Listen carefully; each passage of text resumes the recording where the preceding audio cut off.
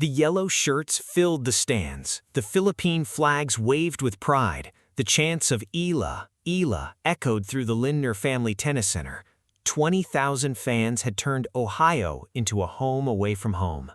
Alex Eala had the world number 10 on the ropes, a first set in her pocket, a 2-0 lead in the decider.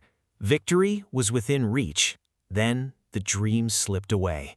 The Queen of Hearts had come so close, and the Filipino community struggled to hold back their tears. Cincinnati, August 2026. The Lindner Family Tennis Center was buzzing with an energy that no one had ever seen before. The tournament has hosted Roger Federer, Rafael Nadal, and Serena Williams. It has witnessed epic battles and historic moments, but it has never seen a crowd like this. The yellow shirts filled every section. The Philippine flags waved from every corner. The chants of Eala, Eala echoed through the stands, vibrating through the stadium like a thunderous wave of pride and passion. The Eala effect had reached its peak. According to tournament sources, 80% of ticket inquiries asked about Eala's match schedule. Not the tournament, not the other top-ranked players. One player, 80% of the demand. The secondary market had exploded, with spectators paying about $1,000 to see her play. The last time a player generated this kind of demand was 2 decades ago, when Serena Williams dominated the sport. One fan had even become a viral sensation. He wore an inflatable blue dinosaur suit with a Philippine flag cape, dancing in the stands and shaking his leg in support of Eala. The Ealasaurus Rex became a symbol of the joy and passion that Eala had inspired. And he was just one of thousands. The tournament had never seen anything like it. Even Eala's opponents had taken notice. Amanda Anisimova, the world number 10, was fully aware of the phenomenon she was walking into. I haven't played her before. She's been having such an incredible season, incredible year, very great player with a lot of tennis fans, Anisimova said. I know that it's probably going to be a very packed stadium. I'm sure it will be really fun. The American knew she would not be the crowd favorite, but she was ready. The match began. Eala came out firing. Her aggressive baseline game overwhelmed Anisimova from the first point. The first set was a battle. The fifth game turned into a marathon, lasting 20 minutes and 11 seconds and featuring 13 deuces. Anisimova had 8 breakpoint opportunities, but Eala repeatedly fended off the pressure to lead 3-2. The crowd erupted. The yellow shirts waved. The chants grew louder. Eala closed out the first set with a dominant 6-4 victory. The dream was alive. The Filipina was playing the best tennis of her life. She had already beaten 9 top 10 players this season, including Iga Swiatek at Wimbledon and Jessica Pegula in the Washington final.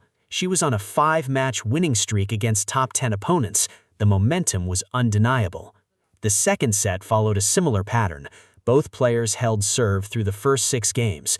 Then Anisimova struck. She broke Eala's serve to take a 4-3 lead and never looked back. The American leveled the match at 4-6, 6-4, 1 set each. The third set would decide everything. The pressure was immense. Both players knew what was at stake. The third set started perfectly for Eala. She held serve in the first game. Then she broke Anisimova's serve to take a commanding 2-0 lead. The crowd was on its feet. The yellow shirts waved. The chants grew louder. The dream was alive. Victory was within reach. But then, everything changed. The turning point came in the 5th game of the final set.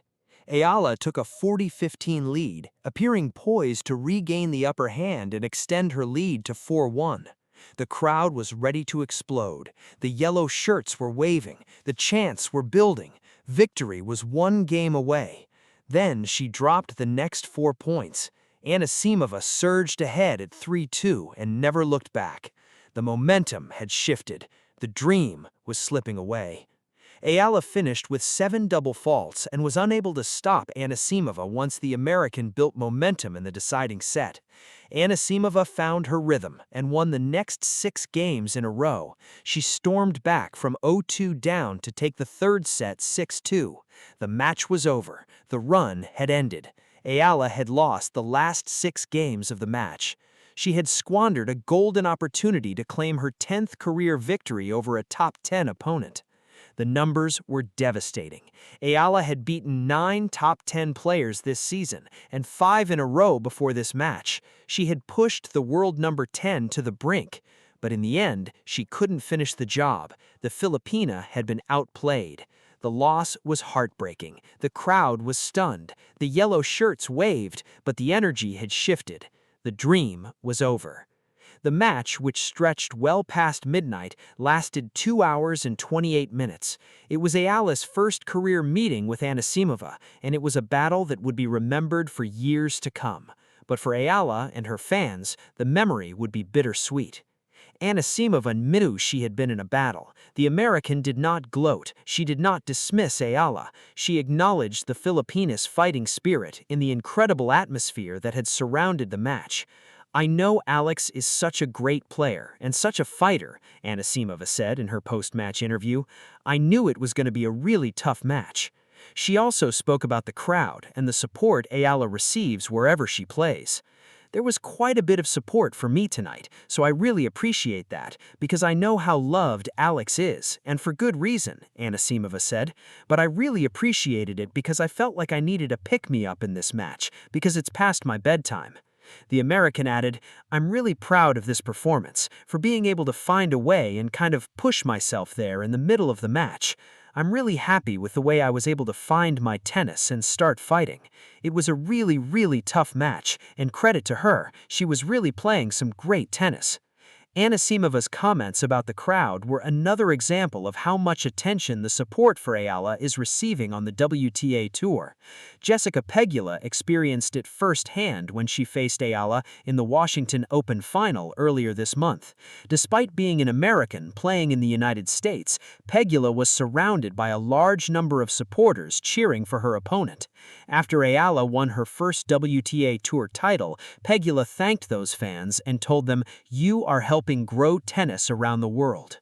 The loss was heartbreaking, but it did not diminish what Eala had achieved. She had packed the stadium, she had inspired the crowd, she had shown the world that she was a force to be reckoned with. The Eala effect was undeniable. She had beaten 9 top 10 players this season, including Iga Swiatek, Jessica Pegula, and Elena Rybakina. She had won her maiden WTA title in Washington. She had reached the 4th round in Toronto. She had climbed to a career-high number 18 in the live rankings. Eala's journey to this moment has been nothing short of remarkable. She started playing at the age of 4. She joined Rafael Nadal's academy in Spain at 13 and graduated in 2023. 3 years later, she knocked Swiatek out of Wimbledon, becoming the first player from the Philippines to reach the 4th round of a Grand Slam in the Open era. Now, she is the 17th seed at a WTA 1000 event. She is ranked 18th in the world, the highest ranking any Filipino player has ever achieved, and she has become a symbol of hope for millions. Eala's loss to Anisimova was a reminder that tennis is cruel, that momentum can disappear in an instant, that leads can evaporate, that victories can slip away. But it was also a reminder that Eala is just getting started. She is 21 years old. She has already achieved more than most players do in a lifetime. She is a top 20 player. She is a WTA champion. She is a phenomenon.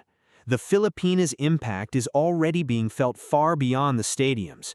Parents are scrambling to book practice courts for their children, racket sales are up, and a tennis boom is underway in the Philippines.